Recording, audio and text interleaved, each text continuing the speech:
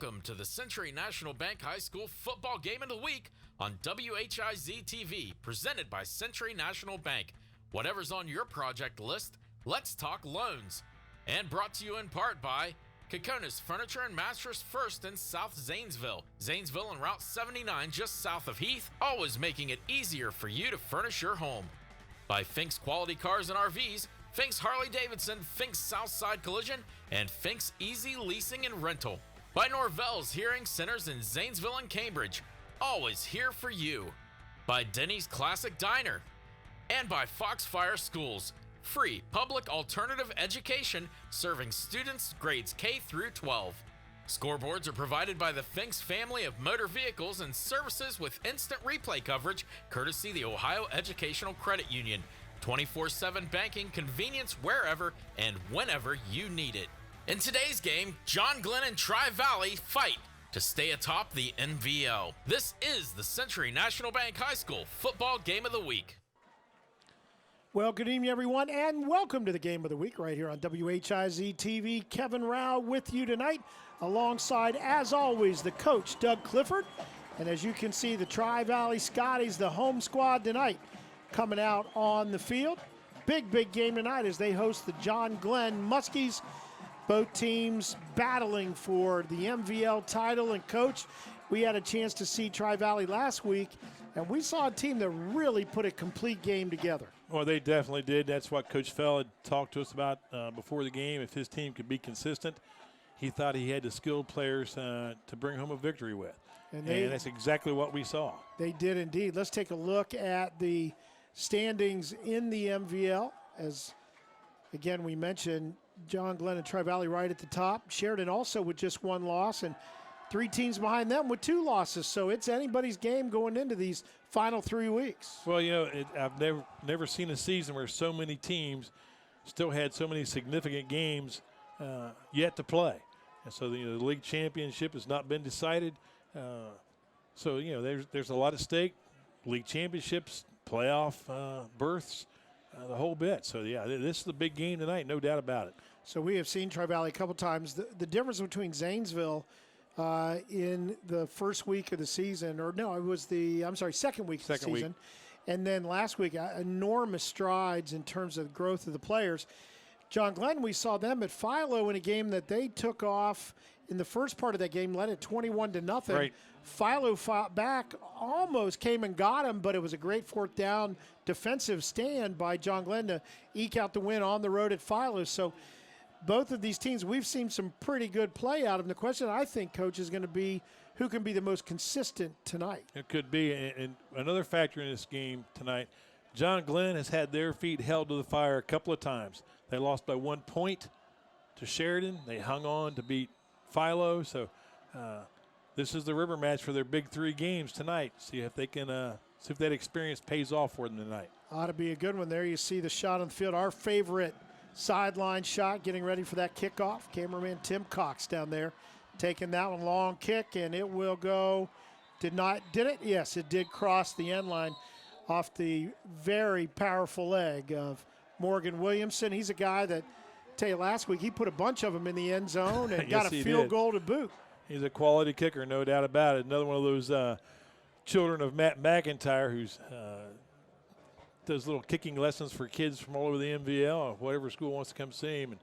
And Morgan does a great job of that. He even made a tackle last week. Yes, he did. And then went out and got the tee. Well, you know, I think he might be bringing us a hot dog at halftime. I'm not sure. We're going to see work how on busy it. he is. John Glenn with the football first tonight. Evan Williams at quarterback. Wellmeyer in the backfield with him, running out of the pistol. Some motion, and they'll run that way with Wellmeyer. And head of steam, gets nearly 5 yards on the first carry of the game. And both these teams are known for their defense this year more so than offense, especially John Glenn. They have a great defense. I'm anxious to see how they can handle this Tri-Valley defense. They're so tough last week. Top 2 teams in terms of total defense in the area. Another handoff and a first down for Wellmeyer. In fact, he'll get it out over the 35. Only had to get to the 30. You know, I don't think John Glenn's going to be intimidated by the Scotties. They beat him last year at their place. We're going to show a little bit of that coming out of the first break, our 14-7 game. And it was a good one. John Glenn, as we said, we saw him at Philo, and they sprinted at the beginning of that game to grab a big lead, then held on with a good defensive effort in the second half. And this time it's going to go to Emerson. Short gain as they tried to run a little jet sweep out that way. Tri-Valley employs a 3-4 base defense, 3 down linemen, 4 linebackers. The outside linebackers can walk off or stay back a little bit or walk up on the line of scrimmage and blitz. 2 inside linebackers are very effective. They will also blitz. Right now they're facing a running team right now. Second down and 9. Emerson in motion. Instead they'll go up the middle again to Wellmeyer.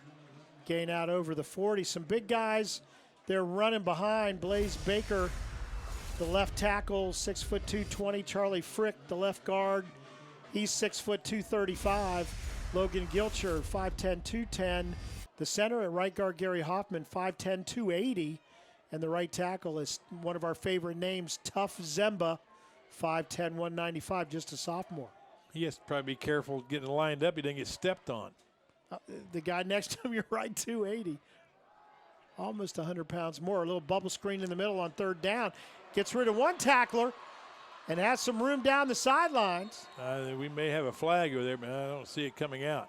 Caden Carpenter on the reception. Nicely designed play. And, you know, so many times, Coach, you want to give your player one guy to beat. And if he does, as he does here, able to just get out of the grasp of Drew Richard. Great call that time by Coach Matt Edwards.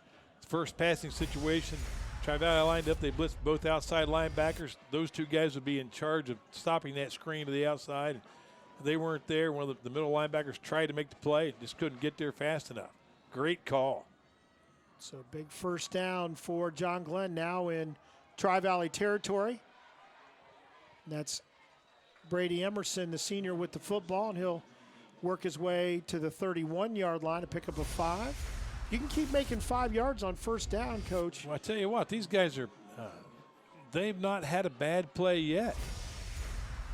So good chunk there, makes it 2nd and 5. John Glenn has come out running the football, throwing it at one time for a big play.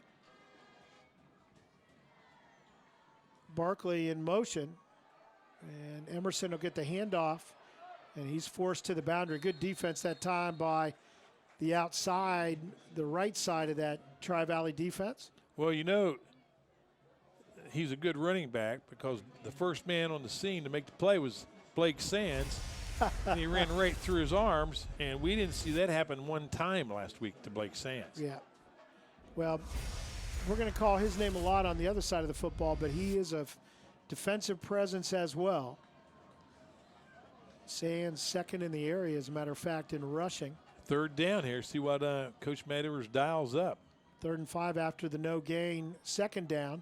And a little not able to handle it well. Williams will get inside the 30. 4 down territory here, Coach? Yeah, definitely. But, you know, they had the field goal kicker to make that kick.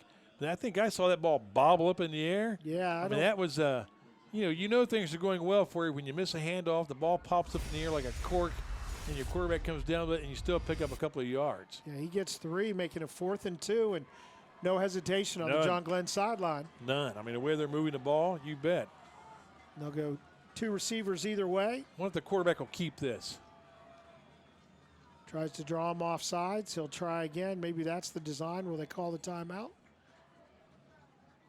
And they will. So we're going to try to draw him off sides. Now they'll figure out what they want to do. We'll take a timeout. 9:10 to go in the first quarter. No score. John Glenn driving on their first possession.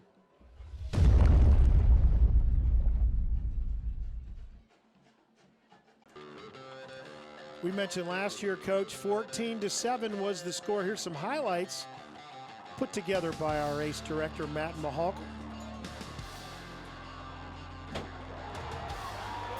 And you think you make a tackle to pin him back. I don't think so. Is that our friend Joseph Clifford right there? I tell you what, I know that's a touchdown. Clifford now running track at the University of Nebraska. And you see why. That's him. They've been played by the Tri-Valley defense last year. Back to live play, 4th down and 2. And the handoff will go to Wellmeyer. Did he get there? He did. Looks like he did, although now it's close. Looked like he got it. It looks like he stumbled coming out of the blocks. Yeah, he did, and able to put his head down. First down. And he does get it. You know, sometimes when you get a little bit lower like that, you're able to get that extra foot or so. Because, yeah, he did. He was trying to cut it back right where he saw the seam. Well, what I liked about his run, even with the stumble, he wasn't trying to make a touchdown. He wasn't trying to, secure Heisman votes. He was going for that first down. I mean, I think that's important. A lot of running backs know the situation. Don't just run. Know the situation. So 1st and 10, another big first down for John Glenn on their opening drive. They're going to air it out this time. A lot of defenders back there. Who came down with it? Nobody. But thrown into double coverage, trying to get it into Reese Perkins, who is a great receiver. Well, we saw that play work pretty well last week at the end of the first half. And I may have called him Caden Carpenter earlier. I apologize. That's the other 12. But Reese Perkins, we've seen him a bunch this year. In fact, I believe he scored the first 2 touchdowns in that game we saw at Philo on passes just about like that. Emerson going to get it again. He'll cut inside and get something out of it where it didn't look like was much there. Now, their coach, the linemen, held on to their blocks. They didn't give up. Well, it looks to me like the players for Tri-Valley, some of them, they're getting too far up the field, and you might as well go stand on the sideline if you're going to get that far up the field. You're not doing anything. Just taking yourself out of the play. They're losing leverage on the play and opening those big running lanes up for the back. Emerson is taking advantage of it. 3rd down and a long 5. And quick pass out to Reese Perkins, and he'll be close. Let's see where he stepped out. I think he's got it. Too many arm tackles. You got to put your chest on these guys and knock them down. So another first down. The sticks move again. Good execution. There's a guy for Tri-Valley. Keaton Williams comes up and whiffs. They're not getting to the point of attack, and they can't get in position to make the hit. And these are all guys we've seen perform very well on defense. So right now, John Glenn just having the better of it. And they're going to bluff the blitz there on the inside. Not a bluff. Here they come. And Wellmeyer goes around it, as they had a couple of guys in the A-gaps, and they went just to the left of that. And Wellmeyer, tell you what, he's been north and south on this first drive pretty effectively. Yes. Looks like you got one move, low and then lower. Just short of the first down. You see there the nose of the football on the 5. And John Glenn out of the huddle quickly, but taking their time. Still 15 seconds on the play clock. So they can get a first down by going about a half yard, and Wellmeyer will do that, and he'll make it first down and goal to go. Boy, that front line for John Glenn. Oh my, this has just been like a how to do it. Well, and you see some trap blocking there. And the thing about trap blocking, people sometimes don't appreciate, is the timing it takes. So on the first and goal, it's going to be, did he get it? No, going to be stopped short. But you as linemen, because you're crossing there, and it's real easy to run into each other. Because if you get pushed. That's right. Most of the time with today's offenses, it's all zone blocking. You step, and whoever you bump into, that's who you lock on a block. If your man disappears the inside, your teammate to your inside takes that man over. And you saw that right there. That was how they blocked that play going to the left. They do it again. Wellmeyer leans, keeps working the feed. Touchdown. And he got in. He did not quit, and this whole team goes down toward the end zone. All of the John Glenn players are headed down that way. All right. Think this game means something to them tonight, baby. Coach? So 4 yards with 7:06 to go in this first quarter. I mean, what a drive. They take 5 minutes off the clock. It's an 80-yard drive. And it did indeed go 80 yards. The last 4 running it in was Noah Wellmeyer, just a sophomore. And in our favorite name for a kicker, Score Perkins. Coach Fell told me in the pregame that we'll find out. He said, Tri-Valley's got, or John Glenn has a huge line. They wanted the ball first, and now we know why. We have a little. Let's see what's going on. Is a penalty flag down from the referee on the near sideline, and it's going to be illegal procedure against John Glenn. So they'll back that out 5 yards. Yep. And we'll do it all again. So do you know the rule in the NFL, if your defense is offsides on the extra point? You take the penalty from where? It's a 1 yard, you put the ball on the 1 yard line. Yeah. I didn't realize that. Then you make time. the decision again. Yeah. So I saw a team do that last night, Thursday Night Football, and then go for 2? And they went for 2 and didn't make it. So Score Perkins out of the hold of Reese Perkins. And that's good. Ooh, so all Perkins all the time get the extra point.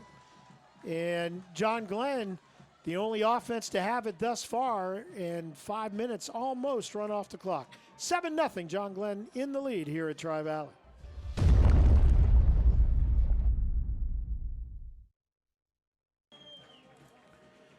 John Glenn gets the lead. Here you see our Facebook poll at WHIZ-TV. I never made a call without consulting Facebook. Over 1,000. Don't poo-poo this now. This is over 1,000 people entered this, and they think Tri-Valley, the home team's got the better chance of it, but not by a lot. Well, 52% of the people right now are sweating. Yes, they are. Beautiful night here at Tri-Valley.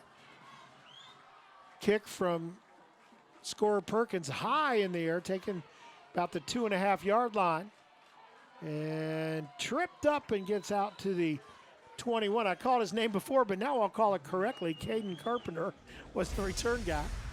That was about the highest kickoff we've seen this entire season. What? It's great hang time on that thing. And by the way, it wasn't. It was Blake Sands. So there you go. I'm going to get Caden Carpenter right here in a minute. I hope he gets involved quickly. We're going to say something about Caden Carpenter as often as we can, whether he's in the game or not. Absolutely. Apparently. He is out there, by the way. There he is. Split out to the left side in the slot. We'll get him involved. But Blake Sands, a return guy, why not? He is something to watch. A junior, and in the backfield with Aiden Fritter. And he'll get something where there wasn't much. I saw the starting defensive line for John Glenn. There's a couple of guys in there that are 270 plus, and then another guy is 200 and some pounds, 200, 205. They probably call him Pee Wee. They do.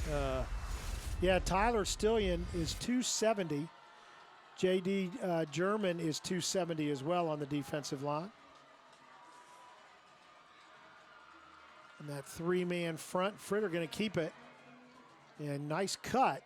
And it'll be short of the first down, but makes it a lot more manageable on third down out at the 29. But again, good move to get north and south and get what he could out of it. Well, Coach Matt Edwards for John Glenn was very complimentary of the run game. He said that it seems to him that Tri-Valley has an identity now. They want to be a running team, and they certainly are. And right up the middle. And very close. I think he got it. Yep. And Blake Sands. And looking at the Tri-Valley up front guys, you've got Seth Tyson at the left tackle, 6'1", 242. Seth Schneider, the left guard, is 5'9", 269. Caden King in the middle at center, 6'2", 280. And right guard Jake Priest, 6 foot 205. Long pass is going to be incomplete. And then the right tackle AJ Collins, 6 foot 210. So a little smaller than the defensive guys, but there's 5 of them. And 3 on the defensive line. There's an interesting matchup going on out there between See, we have J.D. German, number 50, playing a nose tackle. He's 6'1", 270. The guy blocking him is Caden King, 6'2", 280. There's going to be some headaches tonight. Yeah, they're doing pretty good pushing, and a nice tackle, Blaze Baker. That's why he's already earned 3 letters in his time at John Glenn. You can see he just fills the hole there from his linebacker spot. 6 foot 220 linebacker. And he's a pretty mobile guy, and he knows where to step in and take a play away. So 3rd down and 9. Fritter going to look to throw over the middle and in and out of his hands. And good, well-timed hit, and that is Caden Carpenter, the intended receiver. But that ball was well thrown. We had a linebacker blitz coming from the inside. Oh, nice hit that time. Perfectly timed by Jalen Goings-Chandler. We saw him have a nice game last week versus the Generals. Or did I call the wrong guy again? No. That's the right guy. They've switched. No, I called the wrong guy. That was Blade Barkley on the hit. There you go. We just get the numbers reversed. But yeah, Blade Barkley, another good name. Kick coming to the near side. We'll see where they walk it up. Pretty far out of bounds. That was a perfectly timed hit on that pass play. Blade stepped in there and made contact after the receiver, after Carpenter had the ball in his hands. Would have been a 1st down. And there's a guy, Blade Barkley, who's only a sophomore as well. And that's a big-time play in the middle. That wasn't a typical sophomore play, that's no, for it is sure. not. At this time of the season, I know I've heard other coaches talk about the fact that at this time of the season, they're not really sophomores anymore or freshmen or anything. You know, they've got a lot of playing time That's right. under their belts. But John Glenn, who leads at 7-0, good field position just inside 5 minutes to go in this opening quarter tonight. Glad you've joined us. Barkley in there on the offense in motion. Oops, he went the other way. And Williams going to go down. I don't know who went the other way. I think Williams might have been the one. It seemed like the blocking was all going that way, but that is a lonely feeling as a quarterback. I bet it is. When you know you can't throw it. At that point, you know you've just got to do what you can, because if you throw it, you've got linemen downfield. Yep. Well, the back went to the left. He went to the right. Never the twain shall meet. I think Louis L'Amour said that. I believe he did. And then we run the screen. And well defense this time. We saw that pretty successful for John Glenn in the opening drive. I'm sure Coach Fell will be more than pleased if that's all the yards they get on a play like that. That is a potential game breaker when they complete that little bubble screen to the inside like that. Hayden Glob is the receiver. He did get 4 yards to make it 3rd down and 10. This is a spot now where the Tri-Valley defense has to come up with the stops. 3rd and 10. They can't afford to give up a 1st down here and let this team get ahead of them. Go down the field and get another touchdown. 3 receivers out to the far side of the field. Emerson in the backfield with Williams. Whoa, what's going on here? I think Coach Edwards may be having a conversation with his 2 wideouts. Two of those guys, they didn't do anything. They just kind of, I think my grandmother would call that, they just moseyed on out. And they didn't run a pattern, didn't look back at all. Did they think it was? Well, I don't know. Could it be to the other side of the field? Well, I think they assumed they weren't the intended receiver. And you never tell your receivers, well, you're not the intended receiver, so just go out there and take a hike. Go out there and run your pattern, look for the ball. Brady Emerson is the punter. So good defensive stand by the Scotties. Low kick. Oh, look out. One hopped and alertly falling on the football. Good job done by Jalen Goins-Chandler. Well, that punt put Keaton Williams in a really bad spot. He came up and tried to field it. But, man, that was a low line drive knuckleball. And that's one you think you can return, so you're coming to get it. I'm sure. And he couldn't get there, so now he's looking at a short hop, and that's that right. just you're an experienced punt return guy, that ball comes to you on a line drive, you think, oh, yeah. But that was a knuckleball that came to him. So Tri-Valley second possession. They'll go to Sands. Can he get to the outside? He gets a little bit, puts his head down. And he'll get it out to about the 39, so pickup of 6. Good lead block that time by Jordan Pentalio. There you go. He's back in there. Yes, he is. You don't see those guys in the backfield together very often. I know I've talked to some Tri-Valley fans, and they haven't understood why you don't play those guys together. As well, when you have a one-back offense, it's kind of tough. It's kind of tough. You run out of spots. It'll be Fritter hanging on to it, and he'll get tripped up. Not loss that time. Back to the 35, and Brady Emerson knifes through and trips him up. That's one of those calls when you make, as a coach, you have two of the best running backs in the NBL in the backfield, and you fake the ball to them. You think, man, our quarterback's going to be wide open. The only problem was Brady Emerson didn't read the script. No, he did not. He stayed at home. He did, made a great play. These guys also use a 3-4 style of defense. 4 linebackers, 3 down linemen. So a loss. Now they'll go to a cover 4 situation as they back out one of the backs. Williams has got a receiver he's wide open. Deep, and he's going to overthrow him. And wow. We saw that guy make some big plays. That Fritter throwing the football, and yeah, he got clobbered he just had to kind of throw it and hope. Yep, that's Wachter down the field. He made that big catch just before the half last week at Sheridan. It really broke the back for the Generals after they'd cut the score to 14-7. And Fritter's suffered through a bit of an injury without losing any playing time, but now we see him running on the field now, and he looks okay. And again, the punt going to go out on the sideline. I think they're trying to keep it away from some guys based on the first 2 punts. Yeah, I'd say Morgan Williamson has been told to not kick the ball to the return man for John Glenn, so he's kicking it out of bounds. Well, we've seen Reese Perkins grab those and go. Oh, baby. So the ball's going to be placed at about the 33-yard line, it looks like. 34 maybe. 33.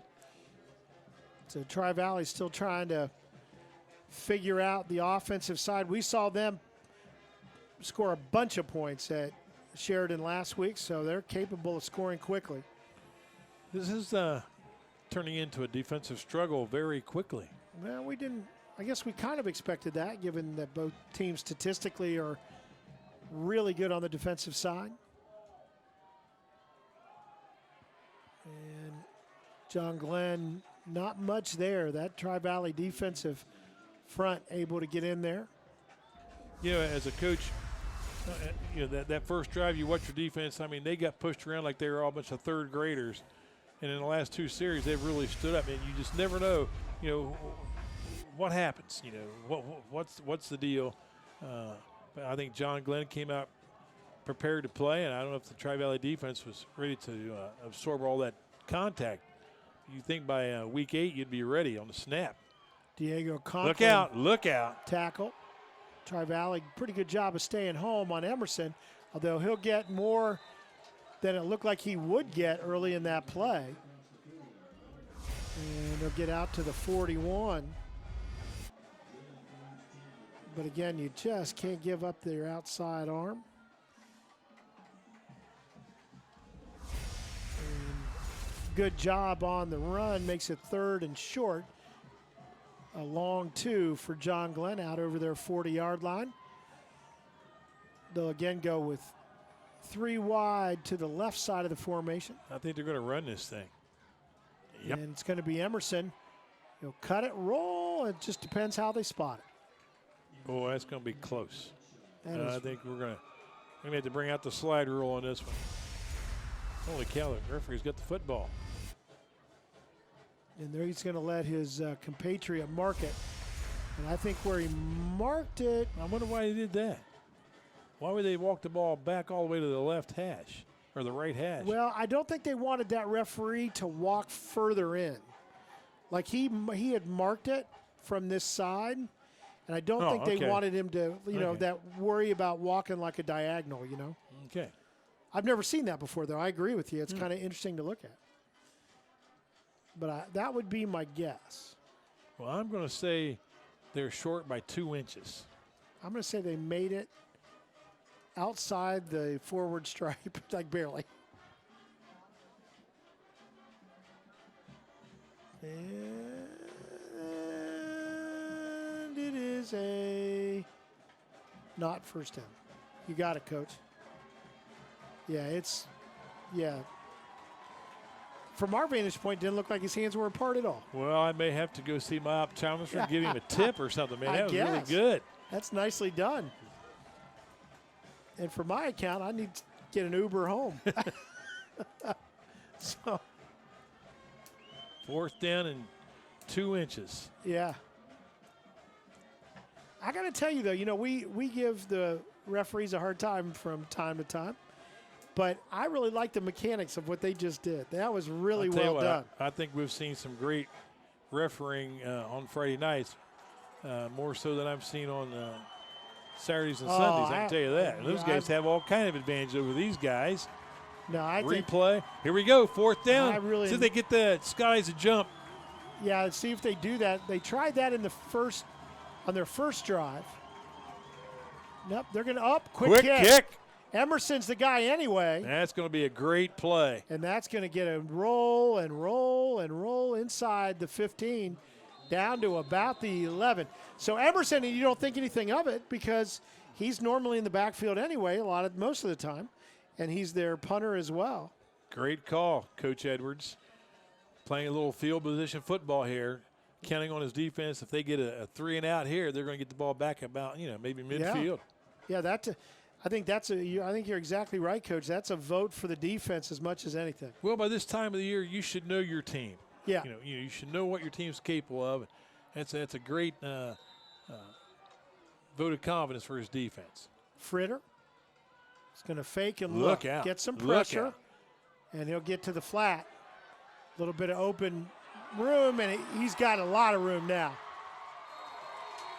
And that's Sands, and well, I'll tell you, that would be if you saw on their board in their locker room, it probably has Sands and open space. You bet. That's exactly what they tried to do there. Well, that was absolutely something out of nothing, that's for sure. And Fritter did a great job to even get that in play. Nice blocking down there. And then Sands does his thing. Caden King had a nice block on, that's 57. That's their stud linebacker. Blaze Baker. Barkley, a good job to get an angle to knock him out of bounds, or he would have gone. And there's Sands up the middle, and this is what we saw last week. He just doesn't stop. It's like the old, the NFL first started, you had to tackle the player and hold him on the ground. They couldn't have moved anymore, and it's almost what you got to do with Sands, is get him to the ground and hold him. Pentatolio is in the game. We've yet to see him have a carry or a reception, either one. That may be in the second quarter. Stay tuned. We have completed the first quarter of play here at Tri-Valley. John Glenn leading it by a touchdown, but Tri-Valley driving.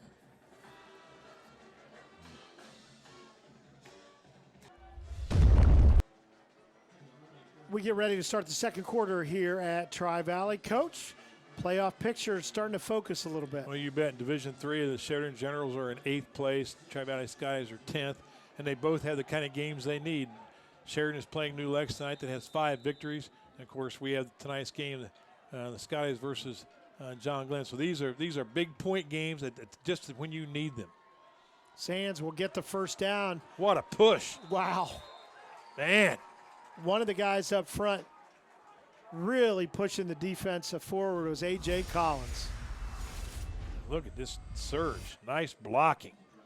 Nice blocking. Collins went out and got a linebacker. And a big first down as Tri-Valley into John Glenn territory. First time tonight. There's Sands again. You think they have trouble getting him to sit down for dinner? He just will not go down. Well, I talked to him a little bit last week after the game, and he looked to me like he was fresh as a daisy. It looked like he could have done it again. He's in great physical condition. So second down, that time just 3 yards, but there wasn't much there to start with. Fake to Sands. Here comes the reverse. That's Pentalio. Yes, it is. We knew we'd see him, and he'll get a gain. The crowd going to give him a nice hand. They're glad to see him back in there. You bet they are. He's a quality back. And he'll get it to the 35. We saw him a bunch in the Zanesville game. Lead blocker coming around the corner there, number 62, Seth Snyder. It's a long way to run when you're that big. Tate Keaton Williams at his wideout spot did a nice job too. So big first down at the 35 of John Glenn. Fritter going to keep it. Skips through the middle. Whoa. And you're allowed to do that when players are on the ground, and he did it a couple of times. That was pretty balletic right there. He looked to me like he could be all-state hopscotch. Watch him here as he whoop. Whoop, whoop, whoop, Whoop. whoop, whoop. He does. You know he wanted to do it again. You know he wanted to do it again. And he just didn't have anybody else to jump over.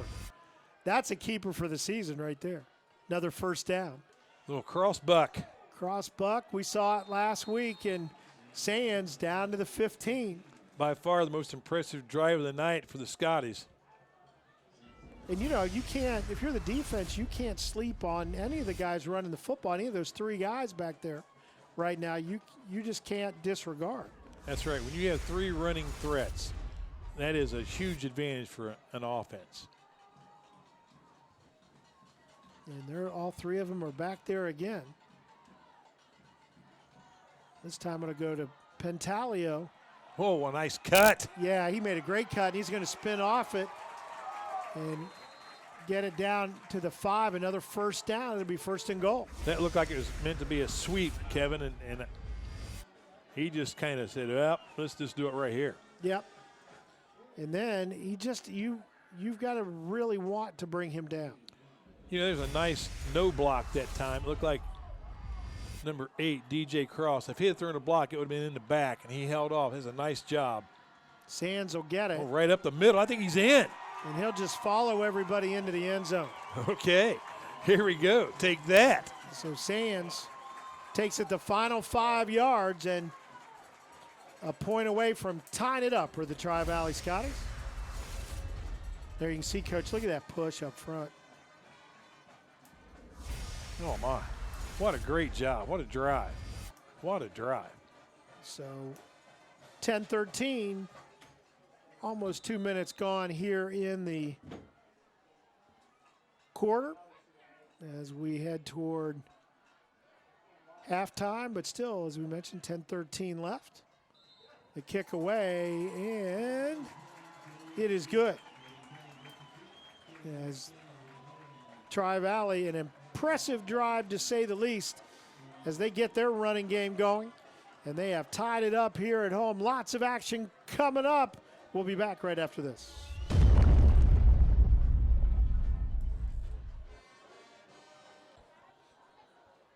And the Tri-Valley Scotties take it down the field. Pentalio and Sands and Fritter, the law firm, get it down get it into the end zone. I mean, that looked like a turn to the page on response for the team, and, man, they definitely responded with that drive. Morgan Williamson will get it down to about the 6-yard line. And nice return out to about the 31. Brady Emerson, another tough guy to tackle, gives his John Glenn Muskies team good field position. Boy, you just get the sense that both of these teams are complete squads. They have great defenses. They have a great running game. They can throw the ball when they need to. Can kick it. They can kick it. I mean, this is going to be quite a game, no doubt about it. 7-7 with 10:08 left here in the first half. Let's see how John Glenn responds. Again, they scored on their first drive. Since that time, they've had a little tougher sledding. Last time they kicked it to get good field position, and Tri-Valley just used it to get the ball and go the length of the field. Yes, they did. Williams to Wellmeyer. And he'll get ahead of steam out over the 35. Be about a 4-yard gain. You know, that's a great thing about coaching. Sometimes you can make the absolute best call and it just backfires. And sometimes you can make a call that is absolutely the worst thing you could have ever dialed up, and it works great. Trevor Nybarger was on the ground, able to grab an ankle there and get the tackle. Williams will look to throw this, and well-timed. He Did hung he get on. it? He did. Reese Nice Perkins catch. is about as good at that as we've seen at this Oh, level. my, yes. Watch his feet on this play. He just hangs right on the edge. Oh, right there. Nice job. Does a nice job. The defense was good. Keaton Williams right there on him. Well, But a big first down for John Glenn in responding to the touchdown. yeah, Emerson put that where nobody else could catch it, that's for sure. In motion, Barkley. Instead, it'll go to Wellmeyer up the middle. He gets about 3 and ball at midfield. Again, Wellmeyer, he just gets, he falls forward every play. Backside guard and tackle pulled and came across that like a little counter action that time. I'll tell you, the John Glenn linemen, the way they draw it up, they are active. There's a lot going on up front. Quick throw out to Perkins, and defense right there on him. Oh, my. Great response. Who's that on the bottom of the pile over there? Well, See who makes first contact. 'Cause Yeah, he absolutely read that thing perfectly. he's going to hide from us a little bit. 23. So that is Rob Wachter. Nice play, Rob. We called his name a lot last week. And 3rd and long. See, we have a blitzed out up here. We have the Mr. Bradshaw lining up in the A gap here. we remember him. I know you talked to him a little bit after the game Yes, last I did. week. Little hitch and go, but the safety stayed back. He great won't hang job. on to it. But Jalen Goins-Chandler in the secondary played it exactly right. You bet he did. And That's they- just how it's drawn up on defense. Safety comes over to the top to help. He's right there. They tried to get it into Barkley. They kind of faked it out, that quick pass out again to Reese Perkins. But Tri-Valley, especially Goins-Chandler, did not bite on it. Stayed right where he needed to be. Well, it's a 4th down, and where it looks like they're looks like Tri-Valley says we're not going to fall for that quick kick thing again. But right now, John Glenn's liable to run a play. Nope, here they're it going to comes. quick kick it again. They're Tri-Valley had a man deep. Oh, that's but even going to be better than the last one. yeah, they kicked it away from him, and they'll pin it back inside the 10. Last time that John Glenn quick kicked it to get field position, Tri-Valley made him pay for Yes, it and they just drove did. it down the field. I don't think I've seen a game with 2 quick kicks by the same team. We've seen a lot of interesting things this year, have yes, we not? we have. A couple of safeties in a game. We had the 2 first kickoffs of a game return for touchdown. Yeah, I think if it had Kirksville and who was it? Kirksville and who? Coshocton. Coshocton. You know, had they just Did you kept say it that up. because I kept calling him Crooksville? Well, you know, I just think that score of the game could have been like 325 Yes. to 324. It could have been. We were worried about that, actually. Handoff right up the middle, first play, out over the 10-yard line. Well, this is when you really lean on your offensive line when you're the head coach. You know, ball's down underneath your own goalpost. You tell your guys that we're going to run it up the middle. They know we're going to run it up the middle, but we're going to do it anyway. Nice job that time by the offensive It line. was. One of the guys in on the tackle, Dylan Milstead, the senior. And Fritter going to keep it himself, try to get to the outside. And he's a tough get. And we got a little bit of extra at the end. Nice block by Keaton Williams on the outside. Yeah, he's done a really nice job. He's got a number 5 on. If he keeps blocking like that, then he may add another 5 on the front of that shirt. He may have to play guard. Nice block. Marshall Tigner, one of the smaller offensive linemen at 200, had a nice kick-out block. Move the chains. Great job by your offensive line and wide receivers to block that thing. Out to the 20. Fritter going to give it to Sands. And he'll be tackled by Milstead, but good chunk on first down as he picks up almost 7 yards. You get the impression that when Sands runs the ball, he also makes the hit when there's a tackle. Right. No, he definitely I mean, he initiates the contact. You I'm don't have, saying. if you wait for him to get to you, you're going to take a pounding. That's in baseball, waiting for that ball to get to you in the infield on a Yeah. ground ball. It's going to play you. And nice fake by Fritter, and he'll have another first down out over the 30-yard line. Nice read by Fritter that time.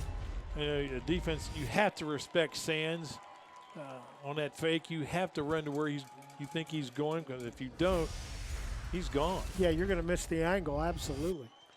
And Fritter, again, he's been banged up this year. He is a warrior. I don't know how else to put it. He is not afraid to call his number even when he gets knocked around. And he gets a big first down there. Oh, it's going to be a throw. He's got a man. Oh, nice play. And we're going to get a flag thrown in. Oh, I thought that was an outstanding play by number 16 for John Glenn, Hayden Glob. I thought he made that play really well, but he must have climbed on the guy's back. Let's see if we get a DJ replay. Cross is the receiver. Long mesh point there. Yeah, he just maybe got a hand on his arm a little quick. So penalty marked off. It will go and keep on going out to the 46. We used to tell our defensive backs that if you get beat deep, take the 15-yard interference penalty. If you get beat deep twice, then your friend's going to be starting in your spot. So still take the penalty. Still take the penalty. You do it again, then you won't have to worry about doing it 3 times. Crossbuck this time goes to Pentalio. And he'll get a yard out of it. Good defense up front. Yes, it was. That may be the best defensive play John Glenn's had for a while. And that's the shortest gain Tri-Valley's had in the last 2 series. So second down and 9. And 3 backs in the backfield. Quarterback and a couple of guys. And Fritter going to keep it. Stumble ahead. He got another 6 yards after he was trying to find his balance. And Blade Barkley may have saved a touchdown on that play. And all he got was an ankle, but that's all he needed to make that tackle. But again, you just have to respect the other running backs. And Fritter, great read, keeps it and gets it inside John Glenn territory down to the 39-yard line. This time, wow, that went what to a hole. Sands directly. And again, big crease to run through down to about the 26. The guys are getting good blocks, and they're staying on them. I mean, they're just not coming off the block. I mean, that's, whoa, man. Number 73 thought he was being subbed for. Jacob McKenzie thought he was coming out of the game, and his teammate had to grab him and say, I'm coming in for the left tackle. You got to stay. About jerked his head off his shoulders. That's the hardest hit tonight. Right up the middle to Sands. And you replace your left tackle and you don't miss a beat, just go right on with the play. Just keep on going. All right, now they are pushing the big boys from John Glenn around without much trouble. We have 72 is now left tackle. That's a freshman in Ethan Derwachter. Oh, a little reverse action. Reverse going to Pentalio. And he'll get it down to the 10, another first down. Boy, that's a great tackle out there in the flat. I mean, that guy was, you're not just tackling some guy that runs a little bit. Well, I got to tell you, tackle. As an old offensive lineman, Score Perkins. Both of the offensive line coaches in either one of these teams have coached these guys up pretty well. Oh, they're the schemes they're using are not simple. That was the back. Yeah, I think the backside guard and tackle pulled on that play and led through the hole. I mean, there's a lot going on there, and if you're a linebacker trying to read all that, it's tough. Wow. You introduce nice job. A lot of mystery into the game when you're moving those offensive linemen around. And you got second down. Do we have a timeout called? No, let's see what's going on. Well, I think they're bringing the starting center out. He must have a little bit of a blood seeping out. Looks like he had that's a what cut they're on calling his knee. for. So And we're going to get a timeout called by Tri-Valley to attend to things as the play clock was running down. We'll take it. 4:17 to go before the half. We're tied at 7, but Tri-Valley knocking on the door once again.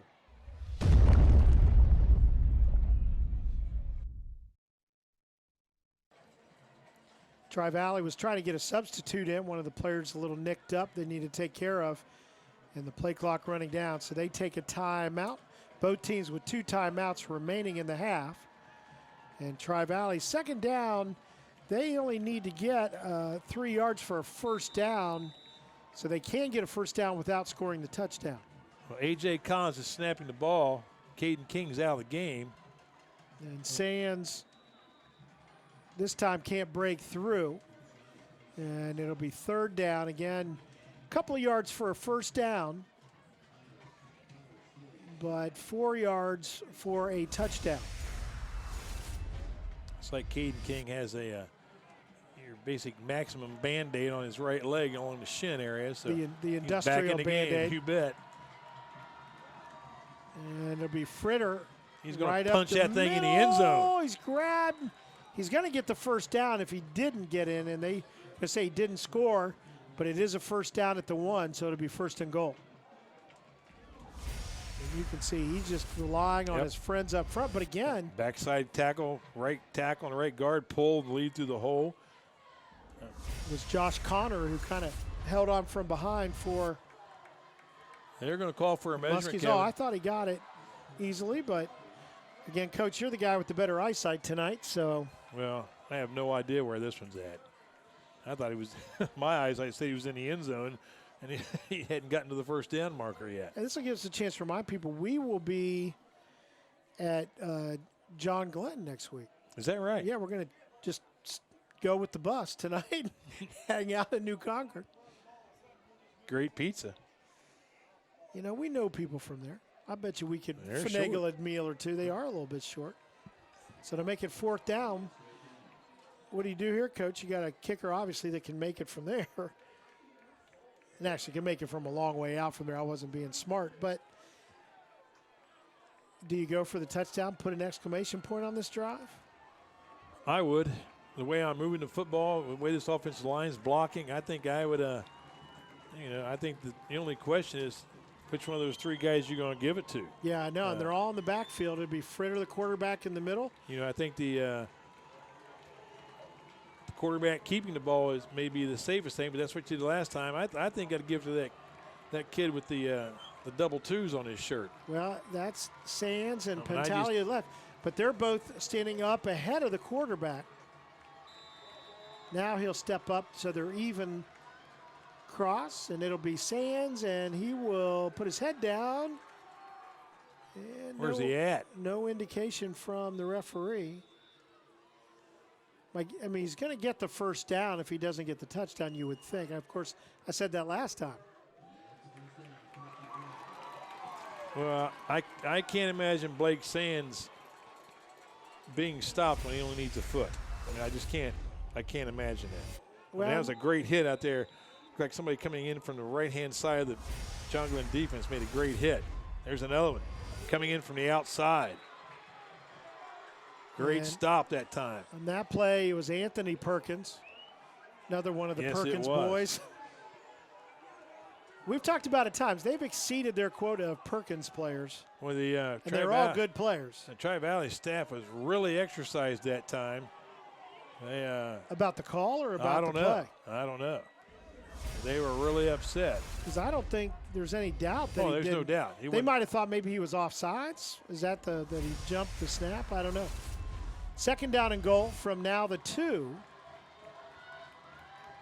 And it's going to be Fritter fake. That was a beautiful fake. Yes, it was. Faked it to Pentalio. Wow. Defense went with number 33, and Fritter takes it up the middle. He'll take it 2 yards to score, and after falling behind by a touchdown, Tri-Valley's answered with 2 touchdowns. And he did a good job of just. He walked in there. That's all timing. He's got to figure out when to pull and get north and south, and that was a perfect job by Aiden Fritter. 2:22 to go before the half. Well, I would have to say the Tri-Valley Scotties have definitely responded to that opening drive for a touchdown they gave up to John Glenn. I mean, they have really come back with some great drives. I mean, they haven't had the short field. I mean, they're taking this thing the length of the field.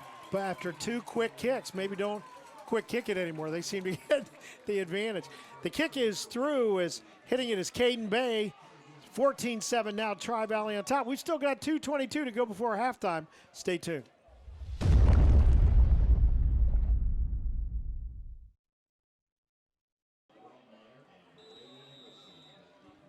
And Tri-Valley will kick it off again. They kicked it off to open the game, and now third time after a couple of touchdowns. Kicking it away is Morgan Williamson, the senior. And it'll go down to about the 4-yard line. And Emerson will bring it out to the 29. We don't think of John Glenn necessarily as a quick score offense, but they've got some speed on that side that could get them down the field. Let's see if they do. We think there you see Emerson showing some speed out to about the 29. Well, John Glenn's offense has just been basically on the shelf since their first possession. Yeah, they look like world beaters, and then some great adjustments on the Tri-Valley side. Tri-Valley started tackling a lot better. I mean, that's what I noticed in the first drive was how many tackles they'd missed, how many guys were out of position, and it almost looked like they had their feet crossed instead of their feet apart. So we'll see if John Glenn can, they can make this game a whole lot more interesting if they have a successful drive here. Williams will put Barkley in motion and then look to the spot where he came from. And there's Reese Perkins. It's like he's elastic over there, the way he reached up. Wow. And he did not get a great spot either. I thought that was going to be out of bounds for sure. Yeah, he was about a yard ahead of where they ended up putting it down. But it is a first down nonetheless. And wait a minute, timeout. Oh, the referee was just signaling to make sure they stopped the clock up there. Fake on the play action again. Perkins, he gets into open field. And out to get him, the number that shouldn't be out there. It's Bradshaw. Well, he probably. You see 76 coming at you. You think, I'm going to beat him down the field. But we mentioned Reese Perkins, the guy you want to go to on the quick offense. And he'll get it down to inside the 40-yard line. Actually, they'll put it on the other side now if they place it. Inside 2 minutes and the clock running. John Glenn with 2 timeouts remaining. 2 perfect throws by Emerson. Wellmeyer on the carry will head toward the sidelines, and he'll get himself knocked out of bounds to stop the clock with 1:43. I mean, boy, I said Emerson. It's Evan Williams throwing that thing. I mean, those 2 passes he's throwing have been right on the money. And Perkins is a good target. It's an impressive drive so far. He's 6'3", and he's split out wide again to the right side, the top of your screen. Second down and about 3. Evan Williams took a signal from the sideline, changed the play, changed the formation. And it'll be Wellmeyer again on the carry, and he'll have the first down, a little bit more. Tackled by Ben Rice, but a big first down, and you don't have to go a lot further to be in field goal range for Scorer Perkins. Clock running. Yes, it Minute is. 28 and counting, and John Glenn taking a little bit of time here. Well, time's not really going to be that big a factor. I mean, they're close enough now. They were within one play of scoring. Barkley in motion. Run again. Again. And I bet you they call timeout here. I they do. would think so. They do. We'll take it. 1:06 left to go in this fray. We've got a flag. Let's hold it here. See what the call is. They're going to say. Well, the holding is a preliminary call. Drew Richard telling his home fans that was a call. He's got a future in refereeing. That was good. Yep. Good mechanics out there. Although I think he's a little too cheerful making that call. Maybe a little bit. If he's going to be a referee, he can't be quite that cheerful. You got to mask that a little bit. All right, that was a big break for the Scotties. They had to come up with a play here. And John Glenn Muskies is going right down the field on him here in this possession. And we we're got a going to flag. get another flag. And it's going to be a sideline warning, so they're not going to move. They won't move the football on this. Next time, they will. And John Glenn had taken the timeout. This time they, after the penalty was marked off, they started the clock again. They elected not to take the timeout. But now they've got it 1st and 19, and I would say they're out of field goal range where they are. It would be a 50-some yarder. Well, the coaching staff for John Glenn is involved in a debate with the referees, and I can tell you you're going to lose it. Yep. So let's get going. Okay. Clock running. 1st and 18. Indeed, the clock is running under 50 seconds. Williams again puts Barkley in motion. Looks that way to throw. Goes left side. He's got Glob out there, and he'll make the catch. Down to about the 10. The clock will stop while they move the chains. Let's see if John Glenn tries to get up there and spike it right away. But you can see they ran everybody over to the right. Yep. Glob about man-to-man coverage. He did a good job to get his back to the goal line. Well, the ball was short. He came back for it. And the defensive back was in a great position, but not for a short one. He shielded Trey Cannon.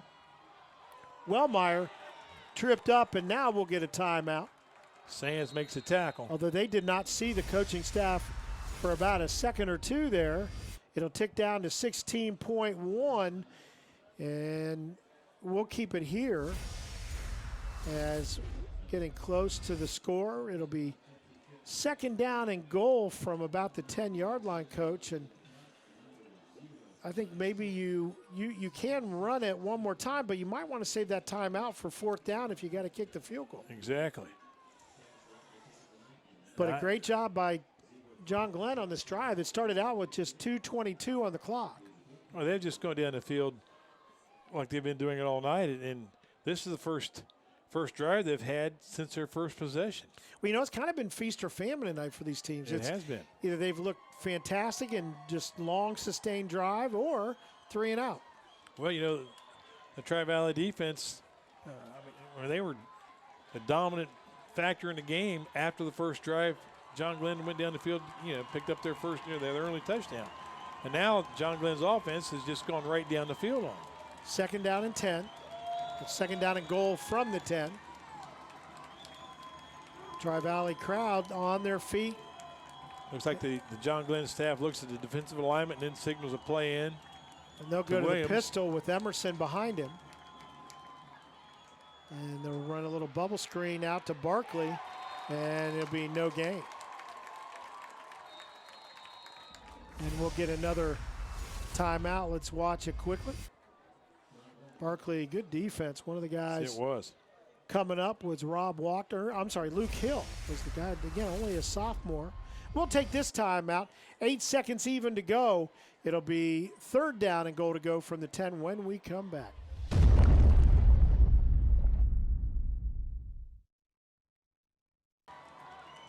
So 8 seconds to go. That was the final timeout for John Glenn. It'll be 3rd and goal from the 9. I think this has to be thrown into the end zone and thrown quickly, or they're going to run out of time. They get tackled in the field, the half's over. Still 15 seconds on the play clock now. Williams will step back. He's going to look to throw. It's over. Still looking, and he'll throw it away. 1.3, wow. And let's see if they'll kick the field goal here. They can run one more play. Boy, I tell you, the John Glenn coaching staff was sweating it out as Williams was running around in the backfield. Well, the Scotties cut that quick slant to the backside off. They were ready for that, and they're going to go for the play here. They're going to go for it. Ball at the 9. This will be the last play, barring a penalty. Williams will take it, roll to the short side of the field, looks in the end zone. And he's going to be out of bounds. Actually, I think it might have sailed. He was had 2 guys on the sideline over there. Well, I'm a little surprised at that call. I mean, I would have thought at this point you'd have taken that 3-pointer. Yep. Well, it's pretty easy to convert it. Let's take a look at the play. And you had Reese Perkins short. You had Score Perkins in the back and just gets by him. So that will end the half. We will step out for a moment.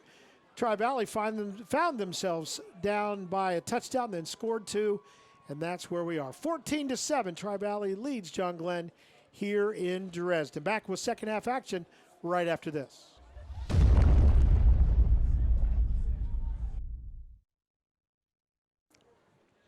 We get ready for the second half tonight as Tri-Valley scored a couple of touchdowns after they fell down by a score, but weird tonight, Coach, in that we have seen long, sustained drives by both teams. The last one, John Glenn couldn't convert on in a 4th down and goal.